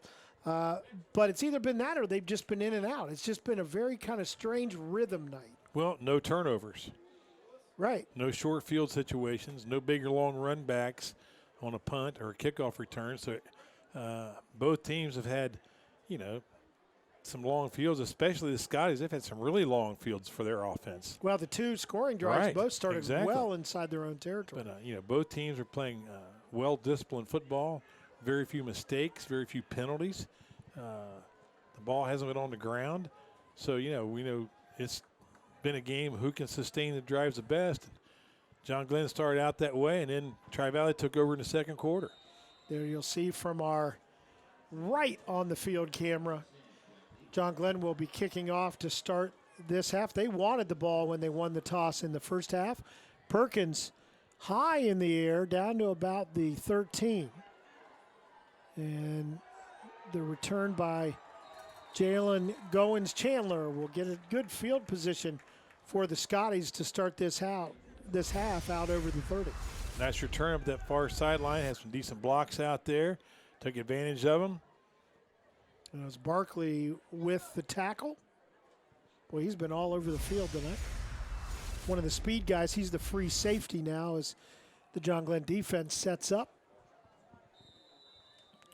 Okay, we'll see what John Glenn does defensively to try to stop this rushing attack Tri-Valley's unleashed on him here. 2 long drives in the second quarter, and it starts out right up the middle for Sands, and Score Perkins was the touchdown-saving tackler, but all the way to the John Glenn side of things to the 42. I mean, that's just right at him. I mean, there's nothing fancy about that. No fake, no counter action, just right in your face. And Sands takes about a step to get into 5th gear. And all the way down, as we mentioned, actually they'll set it up at the 42-yard line. Big gain on first down. Fake to Sands. Pentalio trying to get outside, and he'll be tackled from behind by Blaze Baker. I mean, Blaze Baker plays that linebacker spot just like you want him to. He's all over the field, sideline to sideline. Holds the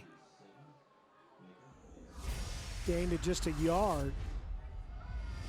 Now Pentalio will go back out to the slot left side, and it'll be Sands with Fritter in the backfield. Hand off to Sands, again right up the middle, finds a crease, and the defensive backs of John Glenn will have to bring him to the ground. I think Sands is going to have to work on his moves, You don't like the straight well, ahead? He's just so busy running over people. He just hasn't had time to develop moves. Man, what a runner. Yeah, Reese Perkins involved in that tackle, along with Brady Emerson for John Glenn. Well, I had to think the Scotties are in 4-down territory at their running attack. Yep, 3rd down and just a yard. Fritter going to fake it, and he'll knife through for the first down. Needed 1, got 2. Anthony Perkins on a tackle for the Muskies. Not in time to stop the first down, though. Boy, this it's like Tri-Valley's offense has picked up just where they left off in the second quarter. I tell you, Fritter, he likes that little jumping around. We saw him a couple of hops on the run earlier. That time a little sideways move up in the air. First down for Tri-Valley. John Glenn 31. Linebacker shift for John Glenn. Throw coming. Fritter points out where he wants to go. Lose the handle. Gets it right back. Spins, and he'll get some positive yardage out of this. Spins again. And he'll get it. That just shouldn't have happened. I think he just set the new modern-day record for most spins on one carry. Let's count them up. Okay, Let's so count 'em. he's looking past all the way. He's directing traffic. And drops the ball. Pentalio bumps into him. He drops it, gets it right There's back. a One spin. spin. Two spins. spins. Three spins. That's about all he's got in him. Nope, he doesn't quite spin it. Man, Boy, hopping and spinning. I'm going to have to pass out the Dramamine if I have to watch that again. Sands, and he's got that crease up the middle again. But it looked like that little crossbuck play, Kevin. And it took Barkley and Scoreboard. It is. And yeah, they just the blocking there. And again, even for the blockers, the timing of that has to be just right. Guys up front doing a great job in Sands, hitting the seam hard and getting a big gain.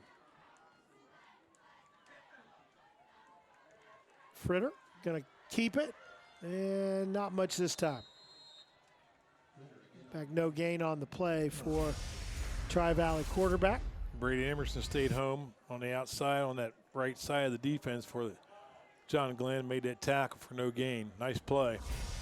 Keep in mind, Fritter is just a junior. Sands is just a junior. Pantaleo, just a junior. And it is Pantaleo that gets it this time, and he'll be wrestled out of bounds inside the 10. I mean, that was just almost a horse collar call here. And he kind of grabbed the back of the jersey as opposed to the neckline. Yes, he did. That'd have been a tearaway in the old days. Barkley with the tackle. Nice job by Barkley not to do anything extracurricular out of bounds and draw a personal foul penalty. Nice tackle and kept his head. That would have been easy to do there. Fritter going to keep it. And he'll spin this time just once. Get down to the 5. It'll be short of the first down, however. You can see he does a good job to get what he got out of it. Fourth down. Be 4th down and 1. Okay, field goal still gives you a 2-score lead, or you can try to stretch this thing to 2-touchdown lead. And they're going to go for the first down. Head coach Kevin Fell makes the decision. 4th and a yard. Fritter going to hand to Sands, and he'll push ahead. He's got it. Forward progress. I'll tell you, John Glenn did a good job holding him up, but see how much we can see. Sands just keeps the legs churning, and he just gets that little extra. I'd say 4th and 1 with Sands carrying the ball behind that offensive line. That's as close to money as there is. They have done it all tonight. So 1st and goal for Tri-Valley inside 8 minutes to play in this 3rd quarter.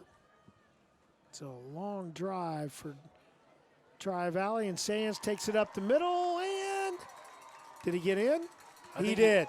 He had to. The entire offensive line's in the end zone. They are having a party. I mean, you can just hand that ball down the line till you find the right guy in the end zone because all 5 of them are in there. Sands' 2nd touchdown of the night. The first came from 5 yards, this from 2. And puts his squad up 20-7. In to attempt the extra point, as he has all year for this Tri-Valley team. Caden Bay, the senior. They've got 2 good kickers on this team, and Bay knocks it through. And 21-7 is the lead now for Tri-Valley. We'll take a break. More 3rd quarter action coming up. We've had long drives to start both halves. In the first half, it was John Glenn taking for the score. In this half, it is Tri-Valley going down the field. And, Coach, that is very deflating for a team to watch that happen, and with a good defense. Right, exactly. You go in at halftime, you draw a couple things up, say, okay, guys, here's what we're going to do. And Tri-Valley comes right out and just goes right down the field. But we are a long way from done in this one. John Glenn from the 8-yard line on the return. Look out, look out. And it is Emerson. Did he go out? They're going to say he did. About the 47-yard line. I think for the second week in a row, the kicker, Morgan Williamson, has prevented a touchdown. If that's the guy that knocked him out. I saw Morgan got a hand on him. But watch how quickly he gets going. Right there, boom. Kicks it. And maybe just. That's it. Now, they would have got him. The other guys held off. They had angles on him, but wow. I think you're right. He did save the touchdown again. 47-yard line is where John Glenn, and that gets the blood pumping a little bit on the John Glenn side. Well, they needed something happy to happen for him after the opening drive by the Scotties. And it'll be Wellmeyer. Not a lot on this first down play. So our last two drives, both teams have faced 4th and goal. John Glenn came up a little short. Theirs was a little longer. Had to go 9 yards. Right. John Glenn went right after it.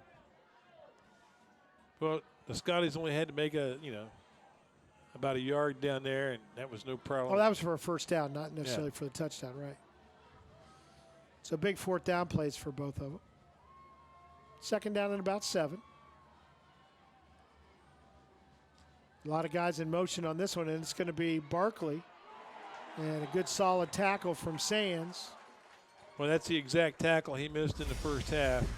And looks like he's made the decision he's not going to make that mistake again. That was a form tackle right there. It was. Still a good pickup, about 4 yards, make it 3rd down and 3. This is an important series for the Muskies. They need to make something positive happen for their offense here. Play clock at 15. Barkley in motion. Handoff will go to Emerson. Nice and play. He hits the, I believe, I'm sorry, that's Wellmeyer. Well, Wellmeyer hit that hole like he had no doubt he was going to run this football for the first down. Nice job. Backside pursuit did not catch up with him. Good blocking at the point of attack by the offensive line for the Muskies. Yeah, he did not wait for the hole to develop there. No. He found it on his way through. So big first down for John Glenn inside Tri-Valley territory at about the 37. Williams gets pressure, throws it more quickly than he wanted to. His number we've called every once in a while, Bradshaw back. Kyle Bradshaw back into the backfield. If I saw him coming at me, I believe I'd get rid of that football too. Williams absolutely had no time. He had an open receiver for a brief window, but Bradshaw shut that window in a hurry. So 2nd down and 10. Clock stops 5:20 to go in the 3rd. Muskies will set up in the pistol this time. Barkley in motion. And it'll go to Wellmeyer. And he knocks one of his linemen forward. And we got a little bit of words after the play. Diego Conklin on the tackle. Tri-Valley's going to a 4-man defensive front. They have 4 guys with their hands down on that defensive line. See what they line up here in 3rd and 4. See what they expect John Glenn to do. So is that adjustment they made at half? That looks like a halftime adjustment, no doubt. 4 down linemen, 3 linebackers. Bradshaw has his hand on the ground as a defensive end on the left side of the defense. That's where they're headed. Going right at him, and Wellmeyer will get the first down. And more. You bet. And we'll get a flag thrown in there late from the back judge. So let's wait and see what that's all about. Looks like face mask if that's the and it's going to be a face mask against. It's going to be against the Scotties. Yeah, so you say it was 5 yards? Let's see how they 3, 4, 5. Nope. I don't think you have a 5-yard face mask anymore, do you? I don't think we do. He just looked over and said 5. No, he was telling him the number. Yes. I think that was it. You got to jump in there, man. I look silly up here. Well, sometimes you just got to let a fish run with that bait. Could somebody mark that down in the truck, please? Let's get that. Let's get that. That's volume 2 of Coachisms. Williams, the throw. He's got a receiver just a little bit behind him and good defense on the backside. by Trey Cannon. Nice play, Trey. And that looked like a touchdown to me. And if he leads him, he's got a little better shot there. Well, that's a great play because he didn't put his right arm on the receiver like you see so many defensive backs do, almost like a security blanket move. He just played the ball all the way. Nice play by Cannon. So 2nd down and 10. Can get a first down and right around the 1 yard line. Well, both offenses have looked like they've solved the defensive puzzle. See if John Glenn can turn this into a touchdown. Again, Barkley in motion. And a lot of room on the handoff inside the 5 yard line. And that is Wellmeyer again. And he is a hard runner. He just hits the hole hard. You know, we've talked about this generation. They have a lot of guys that have taken that Le'Veon Bell approach at waiting for the hole to open. That would not be Wellmeyer's game. Okay. So to be 3rd down, and they got to get a short 4 down to the 1 yard line. Sideline coaches for Tri-Valley are desperately trying to get a signal into their players. Here they come. Handoff to Wellmeyer. He's going to be spun around, and once he got stood up, it was not going to go well. I think Drew Richard was one of the first guys on the play here. Yeah, he made a nice effort. There's another guy in there in the bottom, 24 Yep. for Tri-Valley. That's Luke Hill. Luke Hill. Nice job by Luke Hill. Referee's timeout. Looks like we have an equipment issue for Bradshaw for Tri-Valley. Well, they don't want him to come off if he doesn't have to, but maybe he has to. Not sure what that was all about. In to replace him will be A.J. Collins. I don't think that's an equipment issue. I think there was something else going on there. Because it was a pretty elevated discussion on the way over. So now we're doing some. One of Bradshaw's teammates tried to console him on the sideline. He was having none of that. So luckily you can't be called for a penalty if you strike one of your own players. I believe I'd just leave him alone. Yeah, I think I would too. Whoa, so, flag down. 4th down, we will get a flag thrown. Well, we're taking our time to getting these guys. Yeah, they've slowed down a little bit. So the explanation coming up, a lot of pointing. And I see the Muskies are offsides, and that is a big penalty right there. Yes, it is. Somebody lined up in the neutral zone. So Bradshaw leaves the game, at least for the moment. And then and I'm not sure his replacement had anything to do with it, but somebody lined up offsides because we didn't see any movement. In fact, I don't think we even got to that point yet. I just think somebody leaned too far forward in their alignment, and that's an automatic penalty before the play is ever snapped. So the ball will go. So it'll be 4th down and about 1.5 yards to go.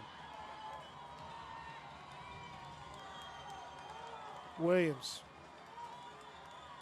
put Barkley in motion. Handoff will go to Wellmeyer, and he'll sprint to the edge, and he's in. Everybody thought he was coming between the tackles, and I don't know whether that was the play called, but he made the decision early on that he was. I don't think this was where he was going. Well, yeah, that's when you have to use that old famous coaching phrase: watch the screen, watch the draw, watch reverse, watch the pass, watch everything. That time they didn't.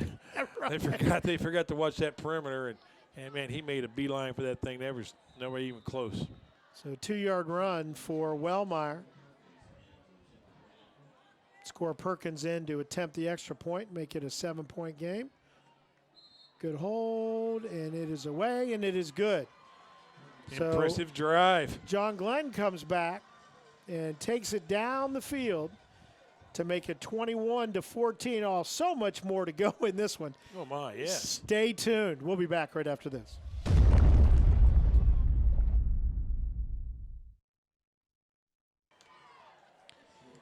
John Glenn answers the long drive from Tri-Valley, opening this second half. They come back and score in a long drive. Actually, good kickoff return and then a long drive. And they cut the Tri-Valley lead to just 7. So impressive play by the offenses in this half to start things, Coach. Oh, no doubt about it. Great. Oh, look out. Sands gets it right back, bounce right back to him, and he'll make the most of it, getting it out over the 15, but that could have been a disaster. Well, it looked like he took his eye off it for a second. The thing almost bounced off his head. It kind of hit high shoulder there, didn't it? So, but Sam's a pretty good athlete. He's, you know, if there's anybody that can grab it and still go, it would be he. Oh, no doubt about that. So 1st and 10. And Tri-Valley has scored on a couple long drives from about this field position, so, or worse. Well, that's right. I mean, this should be, you know, it's par for the night. It's where they've started the entire game. This is going to be Pentalio. And John Glenn working hard to keep that edge. As Glob in there to help make the tackle. Well, they're preventing the cutback. They're going to give him his yards around the corner. And they don't want him to make that cutback. Because if he cuts back and has an open field, man, you better get his number because you're not going to have any conversation from him. He's going to be gone. Glob did a good job working against the block of DJ Cross on the outside. Handoff right up the middle to Sands. And he should have the first down. Oh, easily. Yep, I mean, they're moving the stick. I mean, look at this hole he comes through. I mean, there's a nice trap block from the backside, 62. Great trap block. Snyder. And he was working with A.J. Collins, kind of crossing there. This time they'll zone block it as Sands heads to the outside, but leans in and gets a little bit more where there really wasn't a lot. But that's that zone blocking there, Coach. Right, As we look at it. And folks watching, you see the linemen are just moving laterally and looking for a guy to get. Zone blocking. You don't have a man, like in the old days where you were assigned a man to block.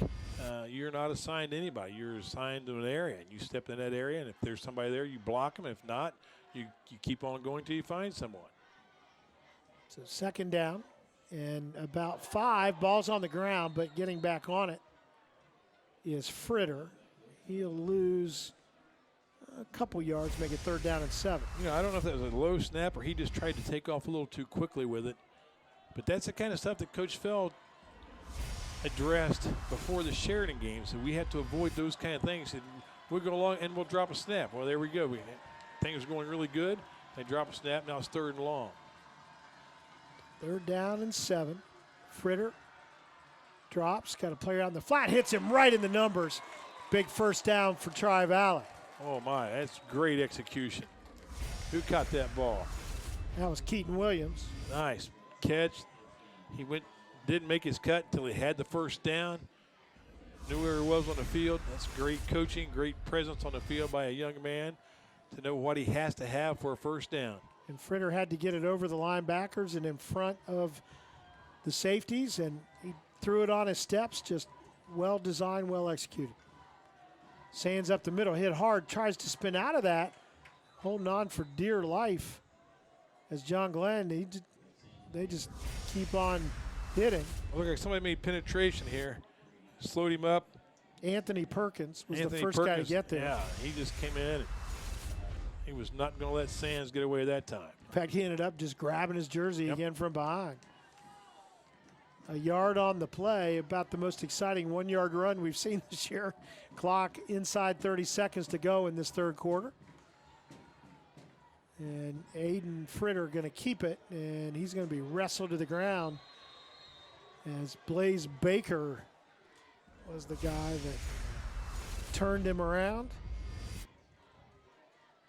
Great job by the defense that time with John Glenn. He had a pulling guard coming back from the right for a trap block. They read that play and closed it off. Kevin, I think that's the 3rd quarter. It is. Both teams with a touchdown in the 3rd quarter, both long drives to do it. Tri-Valley hanging on here at home. We got a lot more action to go. Should be a fun 4th quarter. Stay tuned.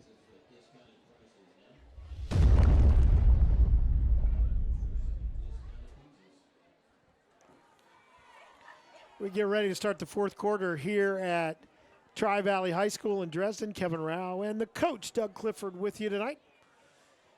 Big 3rd down play coming up for Tri-Valley. And you just think if a team can get a stop in this one, that might lead to the victory because we've just seen long drives tonight. We've had 5 touchdowns, all coming at the end of pretty long sequences. You know, I'm anxious to see if it's going to be a mistake by one team or the other that makes a big play. Fritter, blitz coming, throws it in the middle, and about 4 people had a chance to catch that football. I mean, that was your basic equal opportunity throw.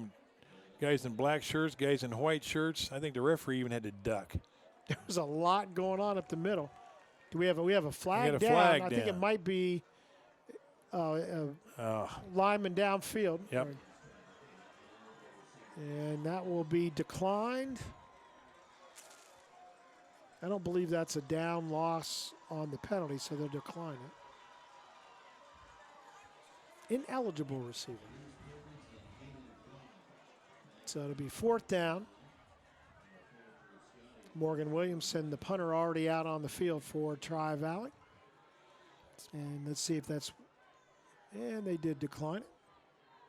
That probably didn't need a lot of discussion. No. All right, now we've seen Morgan Williamson punt the ball out of bounds every time he's come out to do this. See what he's going to do now. It's a wide side over here. He's kicking to the near side.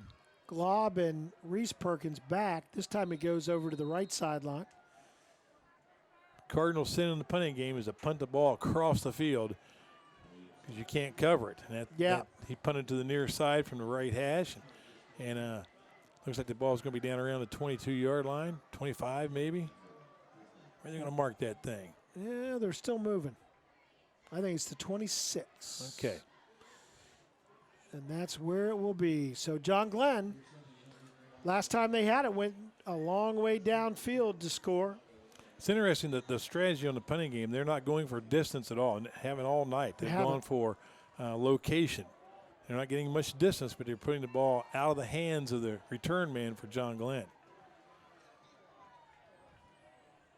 Williams, Emerson in motion, and he will get the handoff, and he's hemmed in. He'll be tackled for a loss.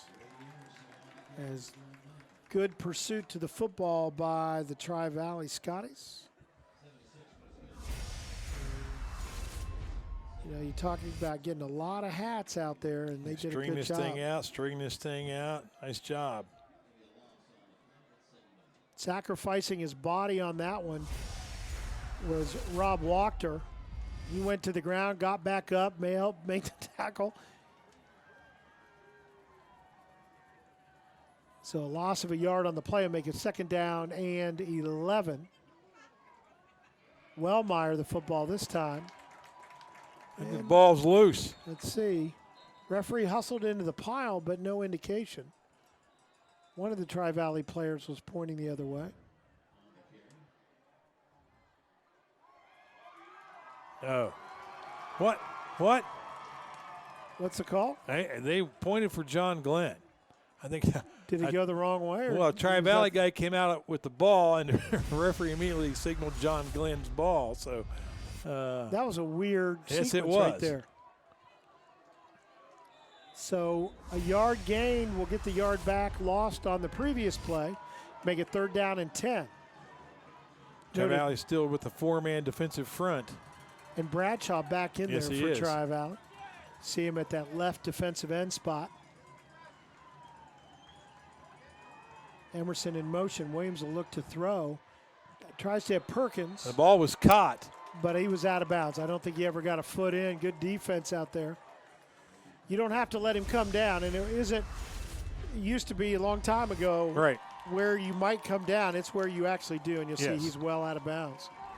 So 4th down and 10. Both defenses staying tall after giving up long drives to start this half. I'm anxious to see the punt formation for John Glenn. What it actually looks like? Because they're going to punt it on purpose this time instead of a quick kick. And Emerson, the guy to do all of that, he's back in regular punt formation. I don't think this is anywhere close to a fake punt situation. I don't either. Goins, Chandler, and Keaton back for Tri-Valley, and fair catch called for by Keaton, and he will take it. Nice play. At his 38. So that's where Tri-Valley will get started. They sprint onto the field, leading by a touchdown here at home. Tell you, whoever wins this one going to get a bunch of computer points tonight. Oh, my, yes. With just 2 weeks left. Well, this is when, as an offensive coach, maybe your line coach, you gather your troops on the sideline and say, guys, look at this. Here's the situation. We get a score here, and we drive this thing down the field. We take this one home. And we get a whistle. Now we're ready.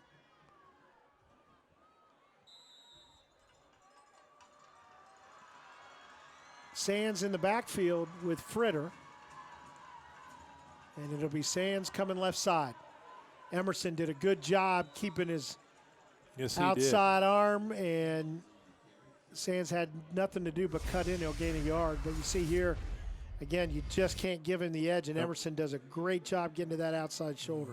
They call that setting the edge these days, and he set that edge, forced Sands to cut back the inside, and there are plenty of white shirts in pursuit to stuff that for a 1-yard gain. Anytime you stop Sands for a 1-yard gain, that is a successful play on defense. That's almost a tackle for loss, in essence. They fake it to Sands. It'll be Fritter coming out this way, and he will be thrown to the ground from behind by Anthony Perkins. Perkins looked like he lost contain. He kind of got faked out on the play. He's way to the inside, and he still recovers fast enough to make that tackle for a gain of 3. He didn't give up on it. No, he did not. And that's a good thing to see for younger players is you got to keep yourself into play. That's right. Sometimes things don't work out exactly the way they're drawn on the board. You just have to keep playing, and that time Perkins did and made a nice tackle. Big third down here. And crossbuck, but the timing not as good as we've seen it in previous attempts with this play. And Pantaleo maybe a half-yard gain, but that's it, setting up another fourth down. Too many guys on the wrong side of the line of scrimmage that time for that play to work. John Glenn had nice penetration on the defensive front, shut that thing down. That's a big play for John Glenn right there. Now, see where Morgan puts this one. You know, if you punt that thing to the sideline and you don't get enough foot into it, you're going to give the Muskies the ball at about the 35 or 40-yard line. Carter Jones is the long snapper. Good one back, although Williams a little trouble hanging on. This time hits a little further, but it will go out of bounds. That, again, is the idea. And John Glenn will get it back, trailing by a touchdown with just over 8 minutes to play here in this fourth quarter. Man. And again, we'll follow the John Glenn Muskies home. We'll be in New Concord next week. Looking forward to that. Of course, they've just created a new field out there. They're not going to play on it this year, but we'll be at Muskingum University out there. But soon we will be broadcasting from John Glenn High School itself. That field looks beautiful out there.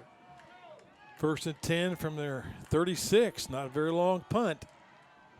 Yeah, that hit the sidelines a little more quickly than I thought looking at it. Wellmeyer, good cut. Another good cut. Another good cut. And he'll get inside the 45. Wow. That's the definition of zigging and zagging right there. See first, boom, there's one. Missed tackle. There's another. Missed tackle, missed tackle, and missed then he heads tackle. back the other way. And those were missed tackles that were forced upon the defense by Wellmeyer.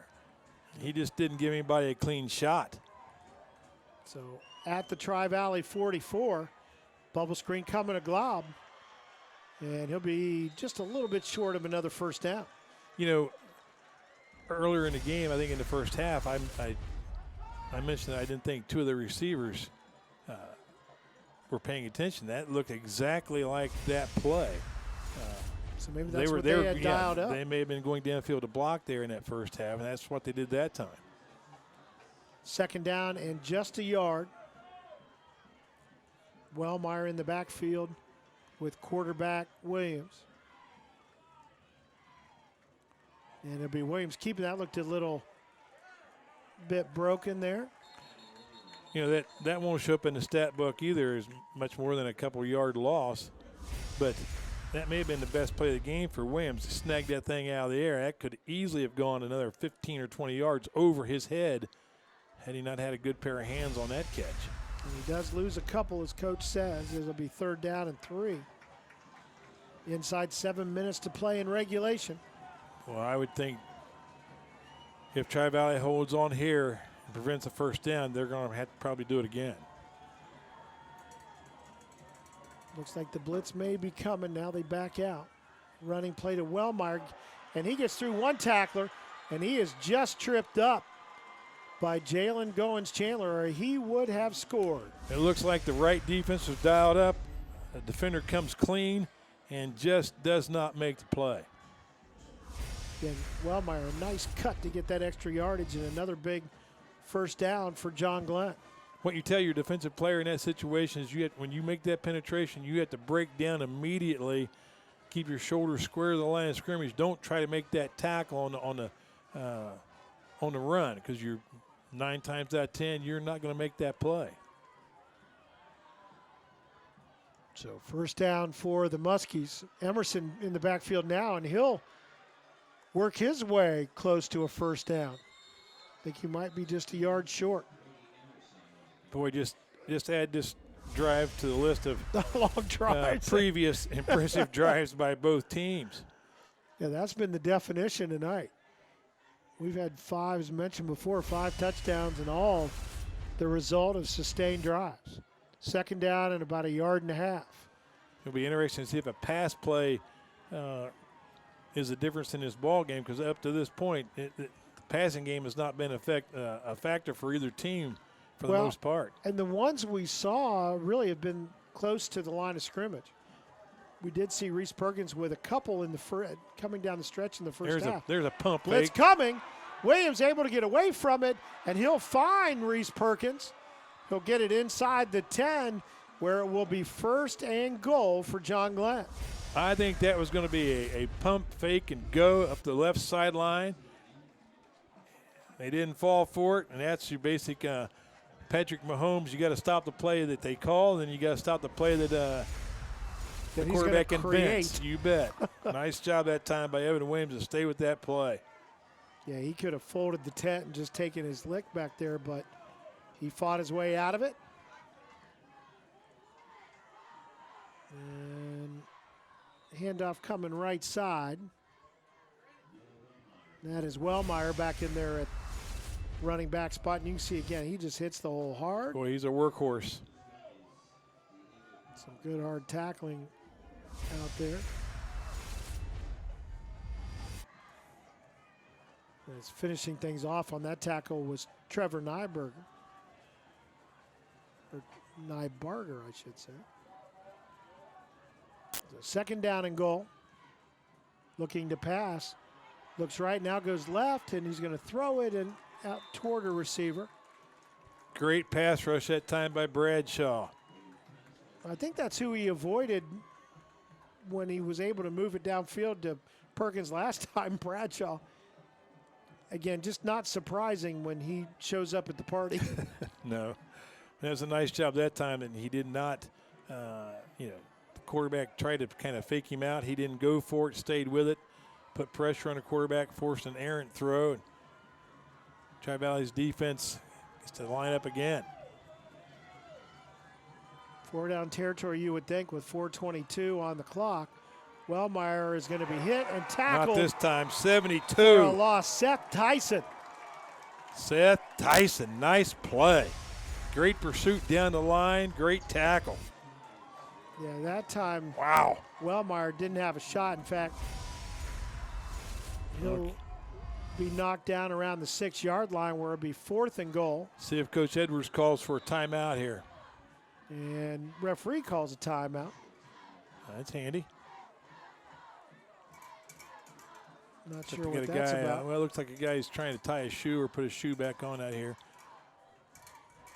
Evan Williams, the quarterback, ran over and talked to coaching staff while they were getting that done.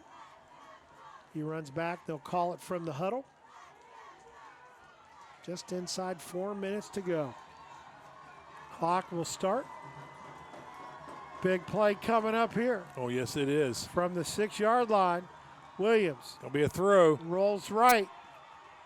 Looks in the end zone and score. It's Reese Perkins. Boy, it's a game of inches or what. That ball was just nearly picked off. The thing about him, he stands 6'3", but he's also got really strong hands. Watch as he's able to grab this in a crowd, and Keaton Williams tried to knock it out of his hands, and Perkins just a little bit stronger there to hold on. And a point away from tying this one up. Reese Perkins will be the holder. Score Perkins to try the kick to tie things up with 3:44. It is away, and it is perfect. We got some game to go here, folks. 3:44 in regulation. We are tied at 21. We knew it was going to be a good one. I think it's going to be a great one. Stay tuned.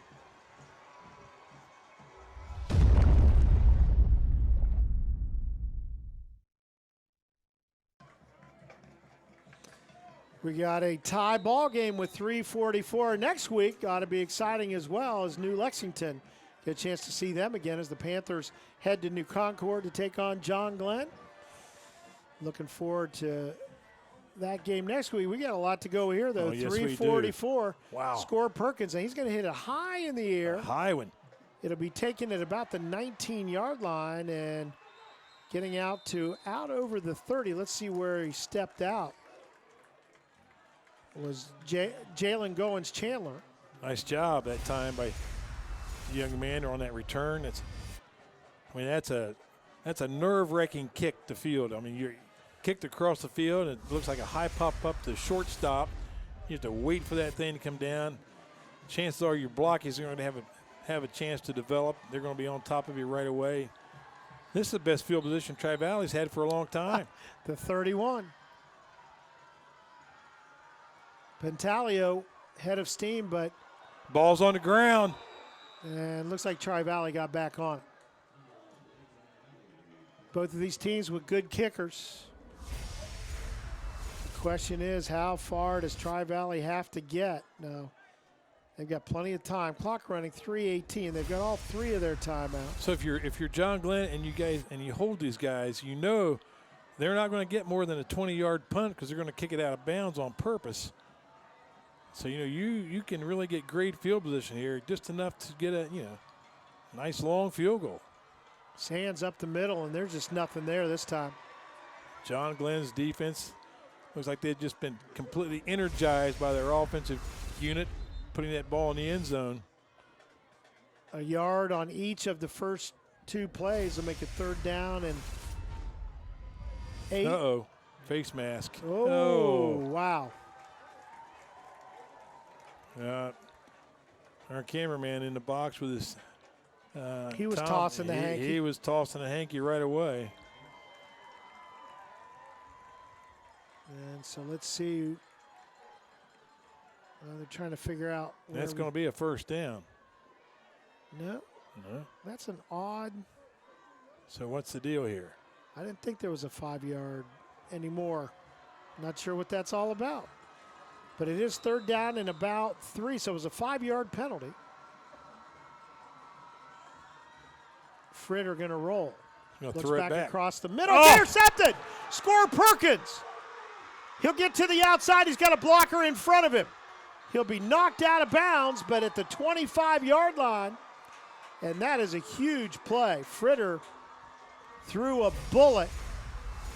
Perkins was the last guy back there. Well, that's a kind of a throwback. You roll your left, and you're going to come back over the middle to a guy. They tried that in the first half, and the receiver was open, and the ball just didn't get quite to him. They come back with that again, and Perkins is in the middle of the field playing center field and absolutely played that perfectly.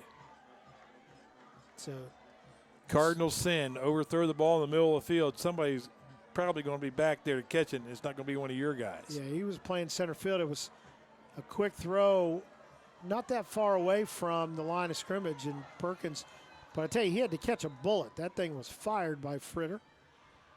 Now, Score Perkins, who intercepted that, would also be the field goal kicker. And they're going this way. The ball's not traveling quite as well. And he's pretty close to where he needs to be. Wellmeyer will get it inside the 25 to about the 24. You're looking at from here about a 41-yard field goal. That's doable, but I'm sure they'd like to get another 10 yards or so. I'm thinking Tri-Valley's defensive coordinator is thinking, we can't let this ball get inside the 20. Not at all. Right. I mean, I think I agree with you. And John Glenn, again, both teams with 3 timeouts. Let's see if Tri-Valley uses them to try to get the ball back. He just hits the 2-minute mark with the clock running.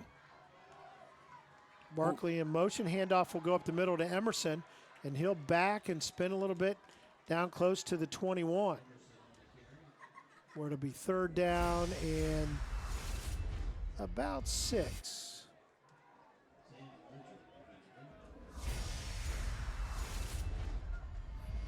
So, going to be exciting. Well, I tell you what, maybe Coach Edwards over there might be a little cold-blooded. I mean, it's clock running, 3rd down, big play here. And it'll go to Emerson. Run it. He's going to try to get to the outside, and he's he'll not make it. And I think that clock's going to continue to run. I don't think he went out of bounds. It's still running. Not. So it's 4th down. So at the 21, where it'll be 4th down and 6, and I got to think that you try to kick it. Well, they're letting that clock run as far as they can, and they're probably going to call a timeout, send that kicker in. Play clock at 17, so about 30-second differential here. And John Glenn, again, not in a hurry. And so it's either a win or overtime, right, Coach? Right. That's what you want to do. That's John Glenn hasn't had the lead in this game since their opening touchdown, and now they have a chance to win the game with a kick. Well, let's take a timeout. 31.6 seconds showing on the clock here in the 4th quarter, all knotted at 21. Will they kick it? We'll find out when we come back.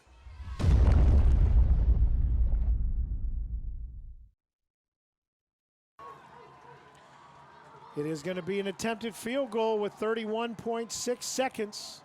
Score Perkins will attempt it out of the hold of Reese Perkins. Ball set left hash, 28-yard line. Good snap, placed down, kick is away. It's got leg enough. It is good. Holy cow. 38-yard field goal with 26.1 seconds remaining.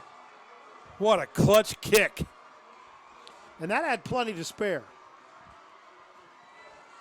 Oh, no doubt about it. So 24-21. At one point, it was 21-7. So John Glenn has come back and scored 17 straight. First turnover of the night. And you mentioned that a little bit earlier tonight. That might have something to do with it. It's either going to be that or a long play of some kind. Usually it comes down to a game like this. It's the first team that blinks goes home wiping away the tears. And right now, that interception is the first blink of the night. On the John Glenn side, Score Perkins, when he's a grandfather someday, he'll be talking to well, you know, I intercepted it, and then I kicked the field goal, and they're going to say, sure. Well, then the other side of the family is going to say, yeah, but I'm the one that put the ball on the tee. Yeah, right. That's well. Without me, you're nothing. Reese Perkins, I would guess at the family reunion, is going to say, I held it for you. So line drive kick, taking it about the 15. Oh. You never know. Good solid hit. And out to about the 36. 19.7 seconds left. And we had guys just sacrificing their bodies as Sands grabs it. Emerson hanging on. Wow, what a game. Well, they have all their timeouts, but they only have 19 seconds, so you have a very limited amount of time to even do something to work up the field. I mean, you have to go deep almost right away and go deep quickly. And John Glenn has good speed in the secondary. Go deep, go deep. The pass going deep is a little too tall, intended for Rob Wachter. Score Perkins over there again. Looked like he had a little bit of an opening. Oh, he did. In the seam between the levels. I saw Fritter telling his receivers, break it off, go deep. And they just didn't see it quick enough. One finally did, but was that Wachter that broke deep? It was. And but he never did catch sight of the football. And Score Perkins took a little bit of a chance. When you cut under that, Oh. if the guy catches it over top, Oh. you are Yeah. in trouble. But he had a good feel for how far the ball was traveling. That secondary's backed off now. Fritter running out of room. He's going to be hit, and ball's on the field. And it will be, I think, Nope, John Glenn. They just have to take a knee. Yep. They definitely called that a fumble. That was not a pass. But he was, give Fritter, he was just trying to make something happen. Yep. And running up and jumping on it looked like Wes Ellsworth. I think I know his daddy. He was on my coaching staff.